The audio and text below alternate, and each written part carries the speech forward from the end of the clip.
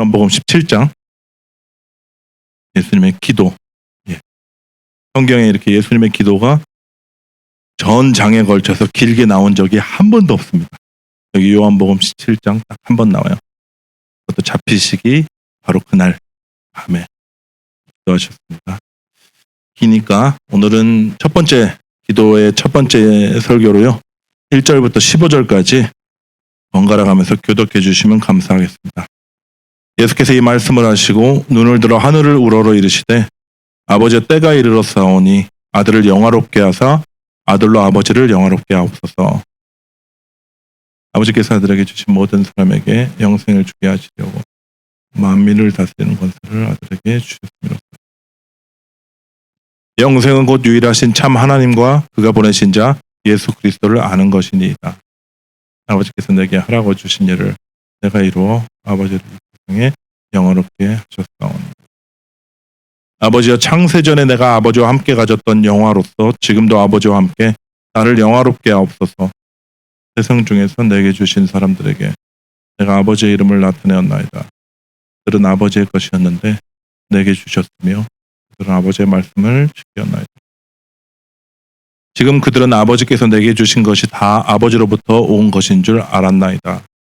나는 아버지께서 내게 주신 말씀들을 그들에게 주었사오며 그들은 이것을 받고 내가 아버지께로부터 나온 줄을 참으로 아오며 아버지께서 나를 보내신 줄도 믿었사옵나이다. 내가 그들을 위하여 비옵나니 내가 비옵는 것은 세상을 위함이 아니요 내게 주신 자들을 위함이니이다. 그들은 아버지의 것이로소이다. 내 것은 다 아버지의 것이요 아버지의 것은 내 것이온데 내가 그들로 말미암아 영광을 받았나이다. 나는 세상에 더 있지 아니하오나 그들은 세상에 있어 없고 나는 아버지께로 가옵나니 거룩하신 아버지여 내게 주신 아버지의 이름으로 그들을 보존하사 우리와 같이 그들도 하나 되게 하옵소서. 내가 그들과 함께 있을 때 내게 주신 아버지의 이름으로 그들을 보존하고 지켰나이다. 그 중에 하나도 멸망하지 않고 다만 멸망의 자식 유언이 이는 성경을 응하게 함이니이다. 지금 내가 아버지께로 가오니 내가 세상에서 이 말을 하옵는 것은 그들로 내 기쁨을 그들 안에 충만히 가지게 하려 함이니이다. 내가 아버지의 말씀을 그들에게 주었사오니 세상이 그들을 미워하여 싸우니 이는 내가 세상에 속하지 아니함 같이 그들도 세상에 속하지 아니함으로 인하니이다. 같이 읽겠습니다. 내가 비옵는 것은 그들을 세상에서 데려가시기 위함이 아니요 다만 악에 빠지지 않게 보존하기를 위함이니이다. 아멘. 오늘 본문 예수님께서 잡히시는 바로 그 밤에 제자들과 떡과 잔을 나누시고요. 제자들의 발을 씻기신 다음에 이제 가르침을 주셨죠. 그리고 마지막 기도를 하는 그런 장면입니다.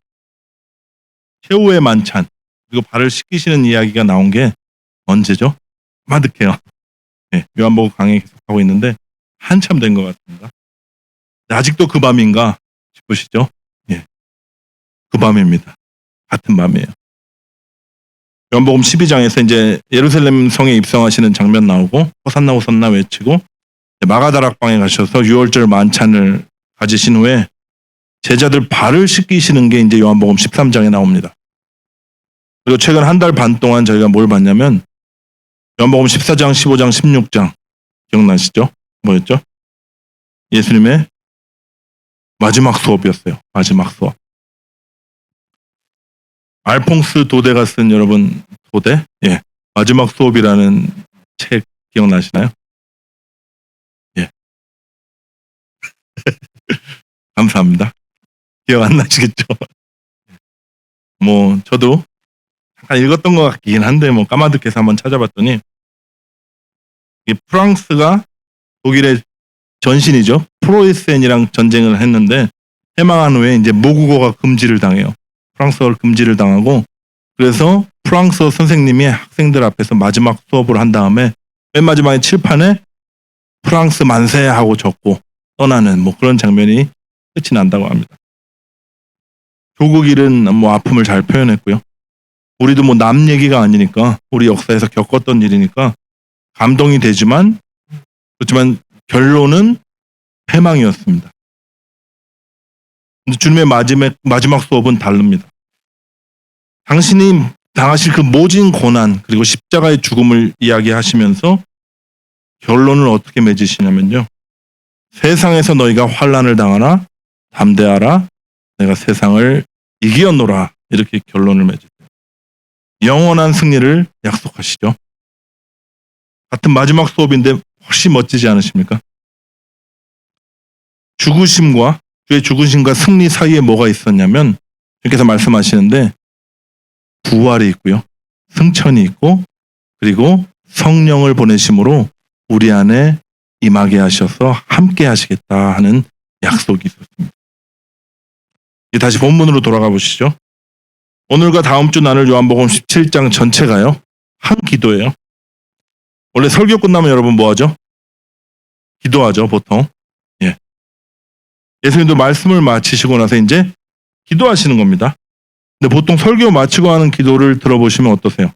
한번 기억해 보시면 제가 하는 기도를 들어도 그렇고 뭐 홀로 하나님이랑 독대하면서 하는 그 골방 기도랑은 내용이 다릅니다. 예. 하나님과 개인적인 친밀함을 나누는 그런 기도는 안 하고요. 주로 설교를 요약할 때도 있고 예. 그리고 어떤 결단과 우리의 다짐을 기도를 통해서 표현하기도 합니다. 이게 무슨 말이냐면 하나님께 드리는 기도지만 동시에 회중들 함께 듣기 위해서 또 함께 다짐하기 위해서 일종의 대표 기도를 하는 거예요. 근데 17장 1절부터 26절 전체가 기도입니다. 엄청 길어요. 뭐 요새는 이렇게 얘기하죠. 착한 설교와 짧은 설교다. 네. 그리고 뭐 설교는 짧으면 짧을수록 은혜가 2배다. 뭐 이런 얘기 많이 하는데 그런 시대라서 그런지 이제 기도를 길게 하면 아주 원성이 높습니다. 특히 기도 가운데 설교를 요약한다든지 뭐 아니면 창세기부터 시작한다든지 이러면은 사람들이 엄청 한숨을 쉬어요. 저도 이제 다 알면서도 이제 자꾸 마지막 설교 끝나고 기도할 때 설교 요약할 때가 있는데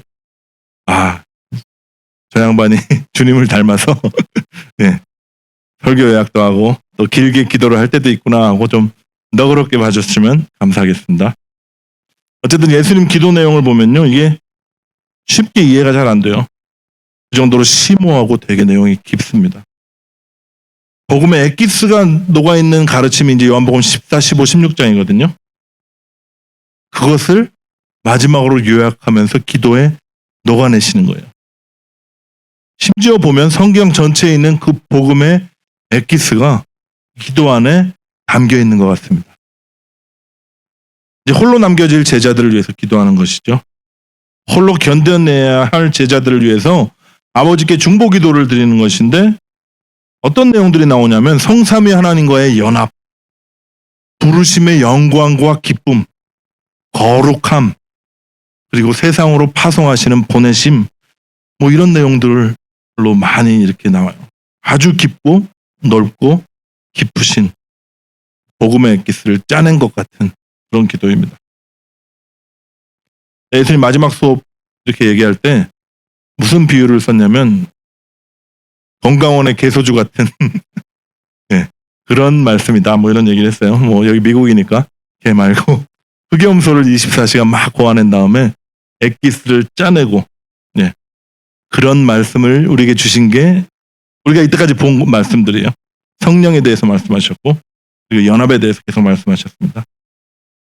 근데 이 말씀들을 요약하니까 어떻겠습니까? 한 모금 마시면 죽은 사람도 벌떡 일어난다는 그 생명수를 마시는 것 같은 그런 기도를 지금 하고 계세요. 제가 고기를 구울 때 바베큐 할 때 이렇게 버섯을 놓잖아요. 그 버섯에 이제 시간이 지나면 물이 고입니다. 그래서 노아한테 이제 이거는 죽은 사람도 일으키는 생명수다 이런 얘기를 농담으로 한 적이 있거든요. 근데 어린 마음에 그게 되게 믿겨졌나 봐요. 인상적이었나 봐요. 그래서 고기 굽고 네, 버섯 볼 때마다 아빠 생명수 한 모금 먹을래 뭐 그런 얘기를 한참 했던 그런 기억이 납니다. 어쨌든 그런 말씀 그리고 그 농축된 기도예요. 특별히 예수님의 기도를 보면요. 제자들을 사랑하시되 끝까지 사랑하셨던 그분의 마음이 절절히 묻어납니다. 이 제자들이 이제 기도를 듣고 있는 청중이면서 동시에 중보기도의 대상들이에요. 근데 요한복음의 기자는 놀랍게도 이 중보기도의 대상들을 제자들로 국한시키지 않습니다. 확장해요. 어디로까지 확장할까요? 본문 9절 한번 보실까요? 내가 그들을 위하여 비옵나니 내가 비옵는 것은 세상을 위함이 아니요 내게 주신 자들을 위함이니이다. 그들은 아버지의 것이로소이다. 주님께서 중보를 하시는데 세상을 위해서도 아니고 세상에 믿지 않는 자들을 위해서 지금 기도하시는 게 아니라 바로 주님을 믿고 따르는 제자들을 위해서 내가 기도하는 것이다. 주님 그렇게 말씀하시는 거예요. 기도하시는 겁니다. 20절을 더 보시죠. 내가 비옵는 것은 이 사람들, 제자들이죠. 만을 위하는 것이 아니요 또 그들의 말로 말미암아 나를 믿는 사람들도 위함이니. 앞으로 사도들을 통해서 증거될 말씀들, 그 말씀을 믿는 사람들을 위해서 기도하신대요. 무슨 말이죠? 저와 여러분을 위해서 지금 기도하신다는 겁니다. 놀랍지 않으세요? 나를 위해서 예수님께서 친히 중보기도를 하고 계신다. 어떤 기도일까요?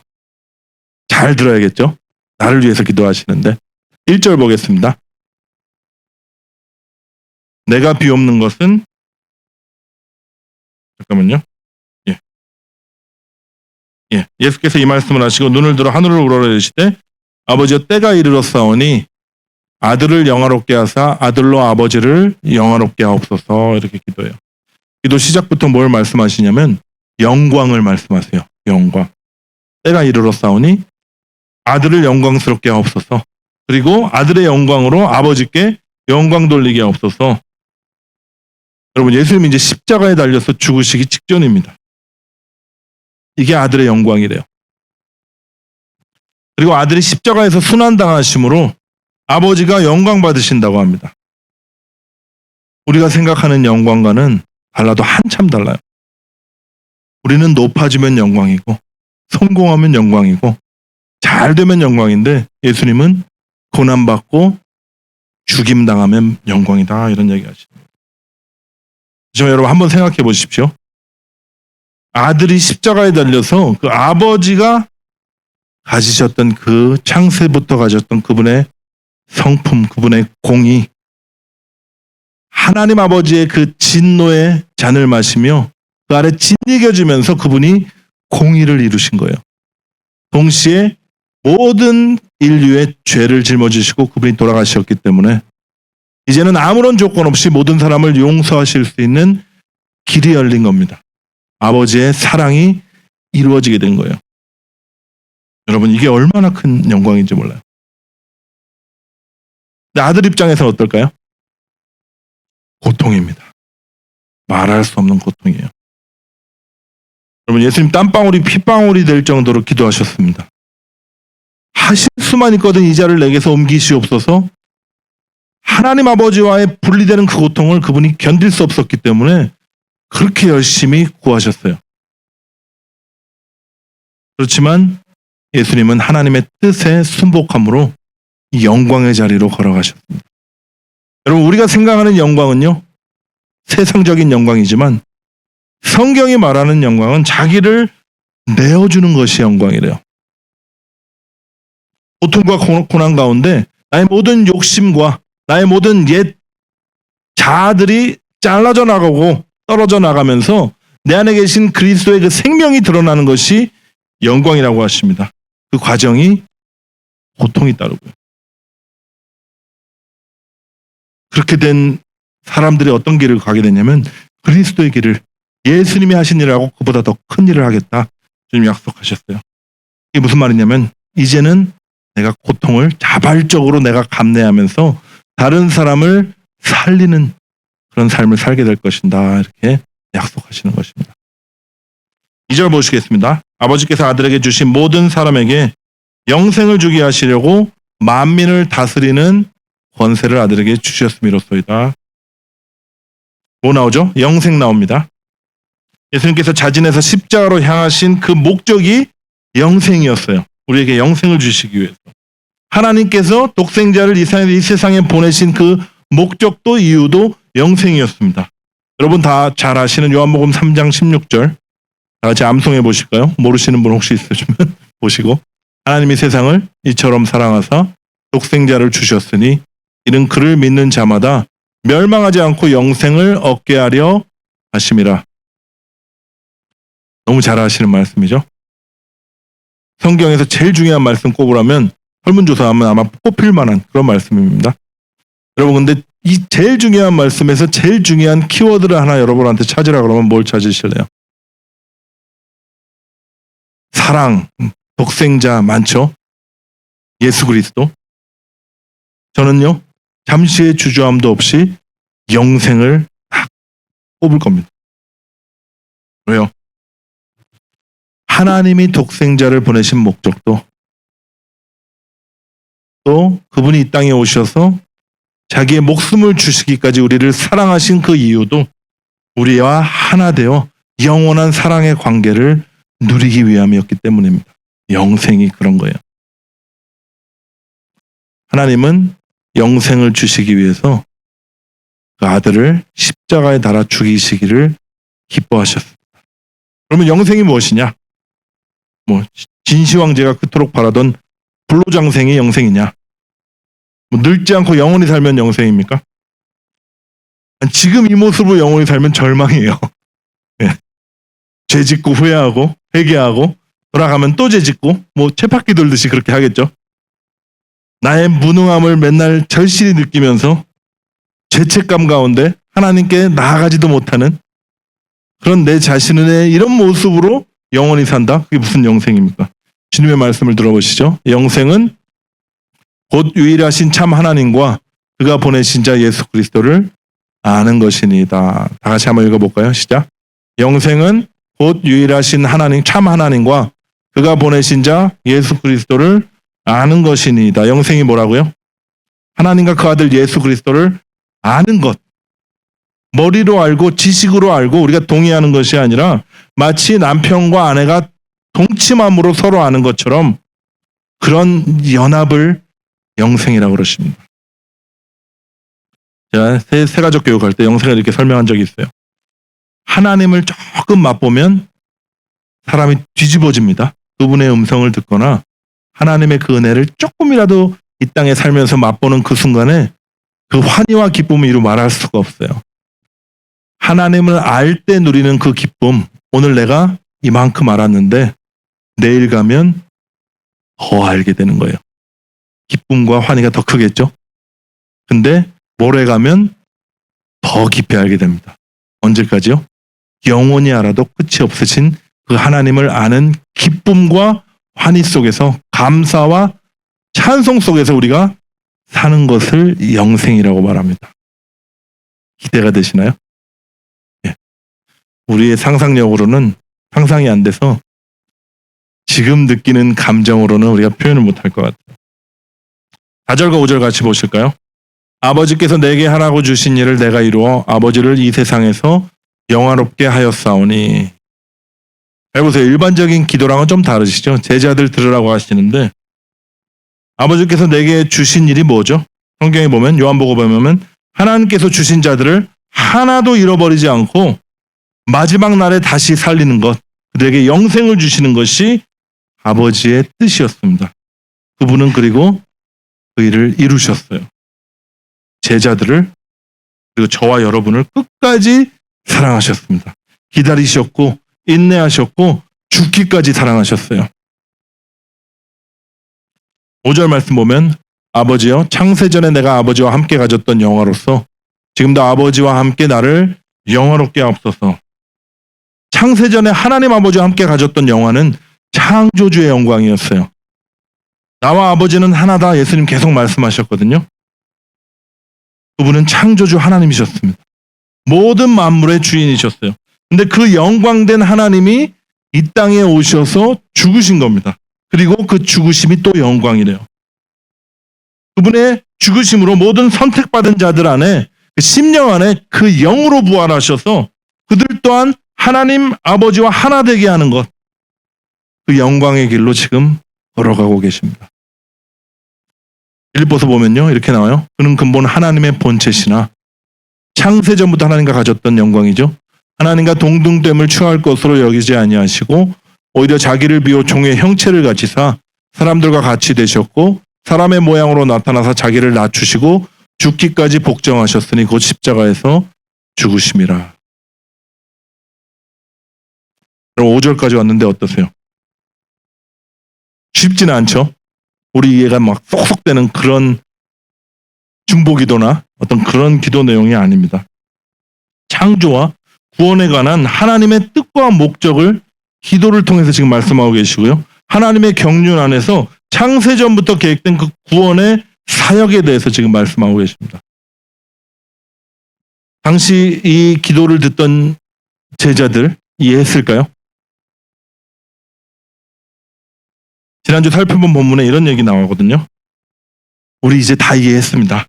주님께서 하나님께서 나오시면 우리가 이제 믿습니다. 예수님 이렇게 말씀하시죠. 이제는 너희가 믿느냐? 이게 얼핏 보면은 너희가 이제 내가 죽을 날이 코앞이 됐으니 이젠 드디어 믿는구나. 정말 다행이다. 뭐 이렇게 오해하실 수도 있는데 이런 뉘앙스가 아니에요. 예수님 말씀은요. 지금 너희가 지금 다 깨달았느냐? 그래서 믿는다고 말하느냐? 너희 스스로 자신하는 그건 참 믿음이 아니다. 너희가 다 나를 혼자 두고 도망갈 것이다. 바로 이어서 이렇게 얘기하세요. 뿔뿔이 흩어지게 될 거야. 제자들은 이제 알았다. 우리가 믿는다 하는데 알 수가 없었습니다. 왜요? 진리의 영이신 성령이 아직 안 오셨으니까요. 그냥 계속 말씀하시니까 안다고 잠깐 착각한 것뿐인 것. 그리고 바로 다 도망가죠. 근데 예수님은 그들을 어떻게 보시는 것 같으세요? 별 상관 안 하시는 것 같지 않으세요? 세상 중에 내게 주신 사람들을 내가 아버지의 이름으로 나타내었나이다. 그들은 아버지의 것이었는데 내게 주셨으며 그들은 아버지의 말씀을 지켰나이다. 그들이 아버지의 말씀 지켰나요? 아니요. 못 지켰어요. 아니 이해도 못했습니다. 이해도 못하는데 뭘 지켜요? 근데 주님은 그렇다고 말씀하세요. 뭘 보시는 걸까요? 그들 안에 심겨진 그 말씀, 그 겨자씨만한 그 말씀이 역사하고 작용해서 이제는 큰 나무가 되어 많은 이들이 거기서 쉼을 얻고 누리게 되는 하나님 나라. 제자들에게서 그걸 지금 보고 계십니다. 당신을 버려두고 이제 뿔뿔이 흩어져 버릴 그럴 제자들이지만 결국에는 주님을 위해서 그분의 이름을 위해서 기꺼이 죽기까지 순교도 마다하지 않을 제자들을 지금 동시에 보고 계세요. 왜냐하면 제자들에게 심겨진 주님께서 하신 그 말씀이 이제 역사할 것인 거거든요. 그리고 당신이 친히 그들 안에 오셔서 그 일들을 이루실 것이기 때문입니다.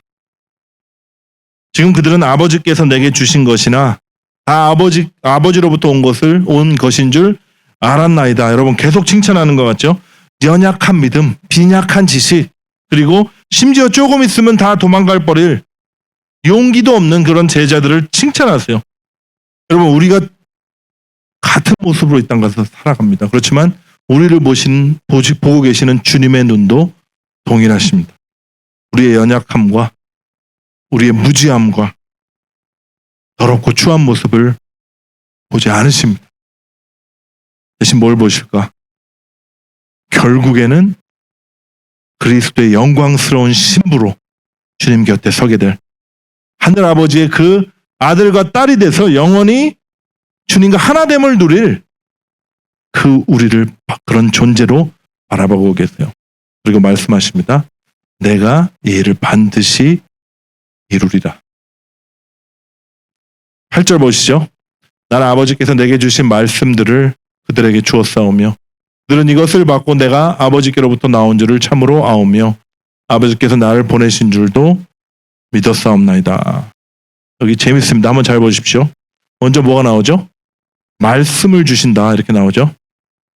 그리고 말씀을 받았대요. 우리가 말씀을 받아서 예수님을 알게 된다. 그분이 하나님의 아들이며 그리스도임을 우리가 알게 되잖아요. 그래서 나의 구원자요 나의 주님임을 믿고 고백하게 된다. 이 순서를 잘 보십시오. 우리가 생각하던 순서와 좀 다르지 않나요? 우리가 생각하는 건 보통 이래요. 말씀을 들었어. 그리고 그 말씀을 믿고요. 그리고 내 믿음이 진짜인지 가짜인지 증명하기 위해서 순종해야 합니다. 순종해서 내 믿음이 증명이 되잖아요. 이건 참 믿음이다. 그러면 그때 그분과의 교제와 사랑과 헌신, 그분을 위해서 일하게 된다. 이게 우리가 생각하던 일반적인 순서였습니다. 말씀, 믿음, 순종, 그리고 하나됨.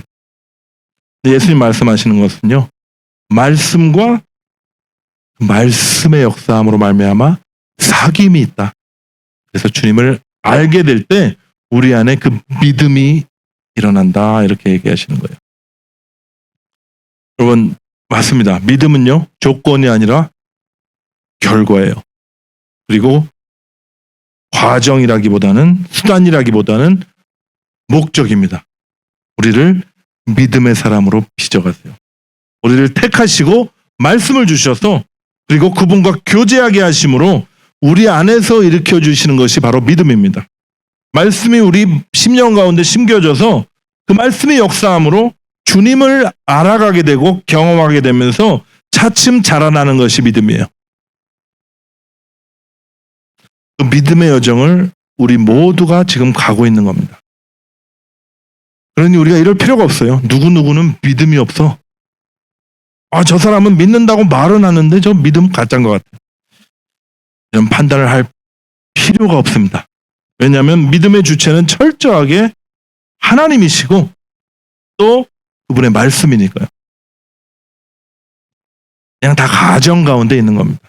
누구는 좀 앞서가고 있고 누구는 뒤따라가고 있는데 주님 예수님의 말씀처럼 나중된 자가 먼저 되게 되는 그런 일들도 비일비재할 겁니다.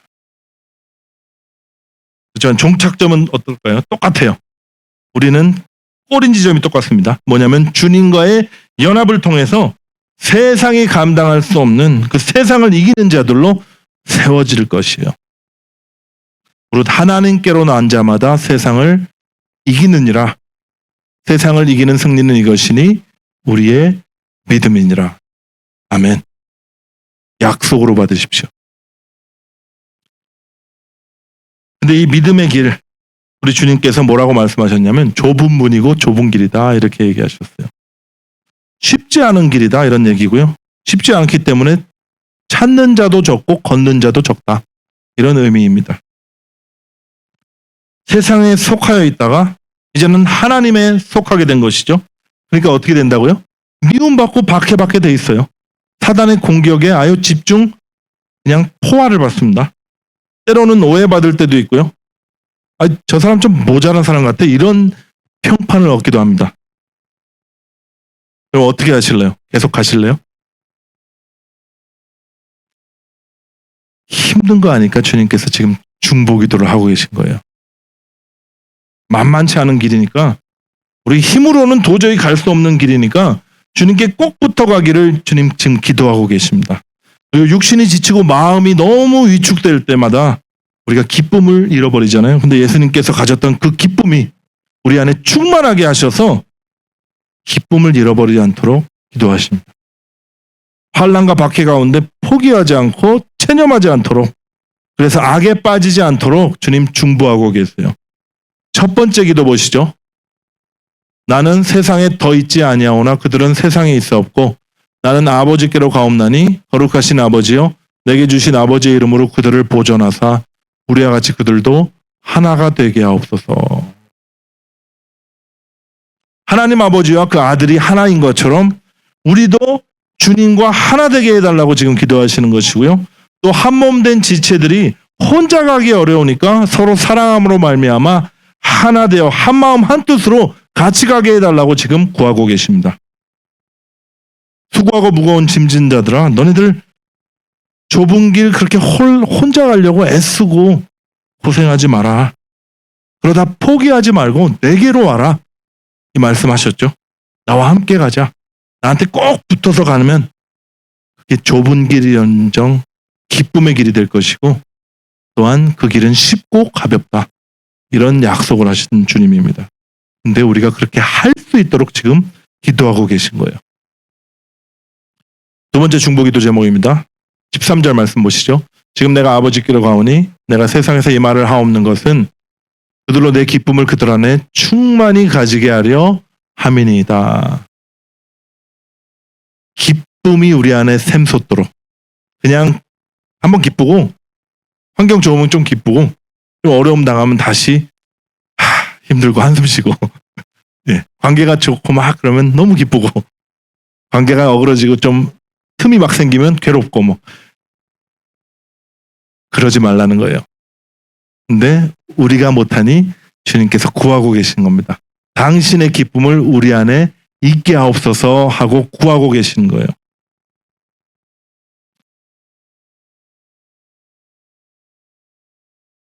기쁨으로 가는 이 길을 가는 사람이 있고요. 좁은 길을 마지못해서 질질 끌려가는 사람이 있습니다. 둘 다 가긴 갑니다. 근데 질질 끌려가면요. 주님과 함께 걷는 이 여정이 그 풍성함과 은혜를 우리가 하나도 못 누려요. 참 목적이 뭐죠? 이 길 끝에 잘 도달해서 결승선에서 그 테이프라인 끊는 게 목적이 아니에요. 목적은 누구와 이 길을 같이 걸으며 그분을 얼마나 누리는가에 있습니다. 여러분 기쁨으로 이 길 가십시오. 예. 그리고 우리 주님도 지금 저희가 기쁨 잃어버리지 않도록 지금도 살아서 우리 안에서 중보하고 계십니다. 하나님의 뜻이다 하고 데살로니가 전서에 나온 게 항상 기뻐하라. 기억나시죠? 범사에 감사하라.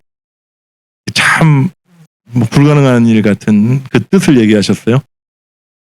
할 수 있습니다. 그 비결은 중간에 있어요. 쉬지 말고 기도하라. 쉬지 말고 그리스도를 바라보고 주님과 대화하며 그 친밀함을 누리게 되잖아요. 항상 기뻐하고 너희들 좋은 일이나 굳은 일이나 감사할 수 있다고 약속하고 계신 겁니다. 마지막 세 번째 중보기도입니다. 내가 비옵는 것은 그들을 세상에서 데려가시기 위함이 아니요 다만 악에 빠지지 않게 보존하시기를 위함이니이다. 여러분 제가 제 경험을 나누면요. 우리가 세상에 속하지 않고 주님께 속해 있잖아요. 그분을 따르다 보면 아까 말씀드렸듯이 사단의 집중 공격을 받을 때가 있거든요. 이게 정상입니다. 저는 선교지 가서 이런 일을 직접적으로 간접적이지 않습니다. 직접적으로 엄청 여러 번 경험했는데요.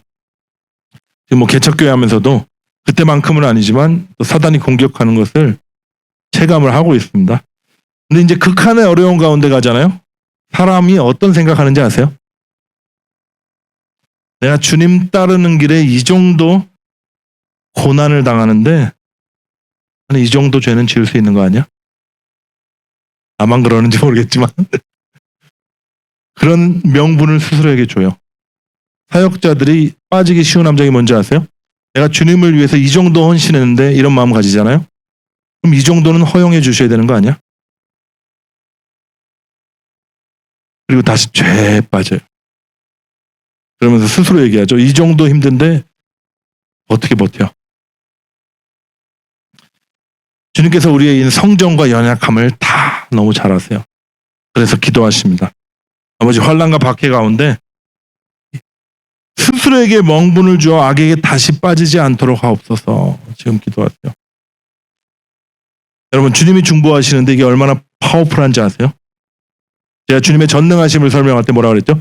주님께서 말씀이 입에서 떨어지기도 전에 그분이 생각하시는 그 순간 그 말씀은 100% 성취된 것이다. 이것이 전능이다. 이런 얘기를 드린 적이 있습니다. 기도는 다른가요? 마찬가지예요. 주님께서 우리를 위해서 기도하시는 그 기도가 입에 떨어지기도 전에 이미 100% 응답되는 것입니다. 예수님이 기도하시는데요.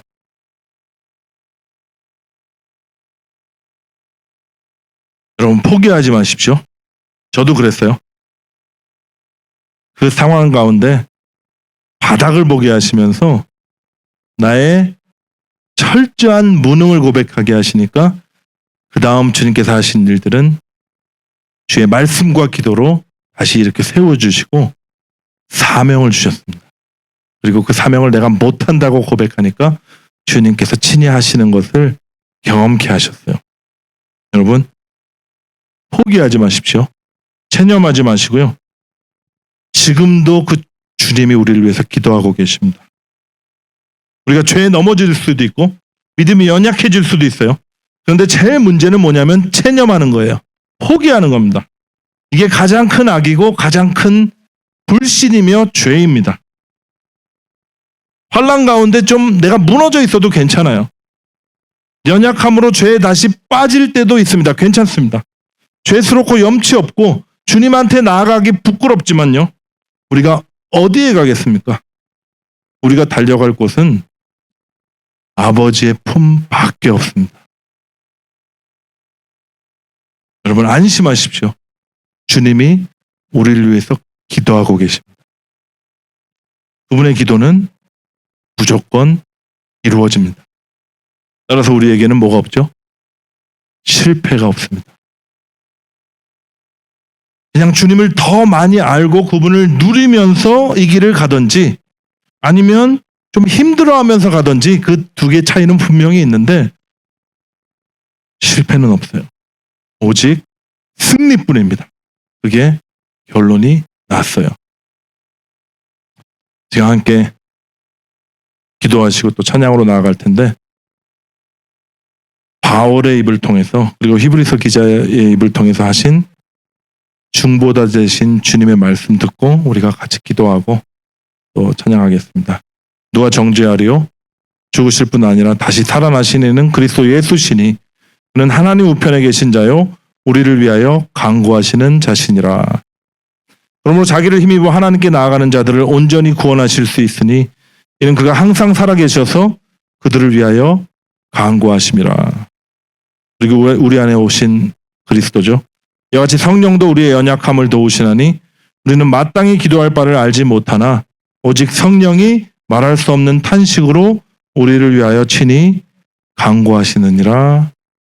아멘. 함께 기도하시겠습니다. 하나님, 우리를 너무 사랑하셔서 십자가에 달려 죽기까지 순종하신 주님, 다 이뤘다 말씀하신 주님께서 정말 우리에게 남은 이 길을 우리가 걷게 하기 위해서 끝까지 넘어지지 않고 포기하지 않고 주님 손 붙들고 가기 위해서 지금도 우리를 위해서 기도하고 계심을 우리가 말씀을 통해서 보았습니다. 그 주님 찬양합니다. 감사합니다. 이제는 우리가 낙심치 않고 주님께서 기도하고 계시니 우리가 이 길 주님 손 붙들고 끝까지 홀로 갈 수 없는 길이니 주님 묶어주시니 복된 공동체 한 몸 되어 함께 이 길 걸어갈 수 있도록 도와주시옵소서. 주님만 바라보며 주님만 의지하며 끝까지 이 길 걷는 우리 모두가 될 수 있도록 성령 하나님 역사해 주시옵소서. 예수 그리스도의 이름으로 감사하며 기도합나이다. 아멘.